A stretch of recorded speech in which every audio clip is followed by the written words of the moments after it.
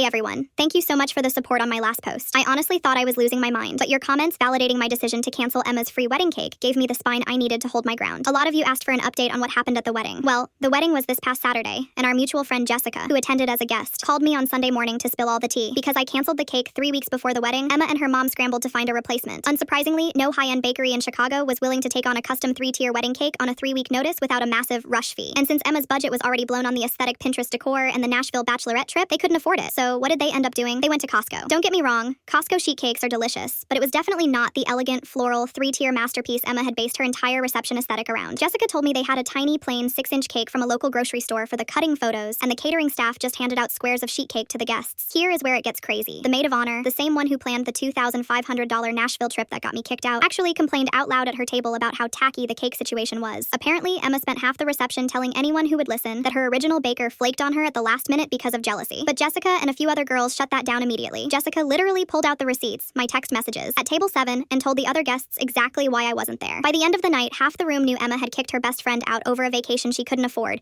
and then threw a tantrum over a free cake. I thought that was the end of it. But Sunday evening, I got an email notification. Emma's mom sent me a Venmo request for $145. The note attached said, "Reimbursement for the backup cakes we had to buy because you breached our agreement." I actually laughed out loud in my kitchen. I declined the request, blocked her on Venmo, and finally went ahead and blocked Emma and her entire family on all social media platforms. I spent my Saturday night baking a fresh batch of chocolate chip cookies for my neighbors, drinking wine in my pajamas, and saving the $2,500 I didn't spend in Nashville. I mourn the 15-year friendship we had, but I'm so relieved I didn't let myself get walked all over. Thanks again, Reddit.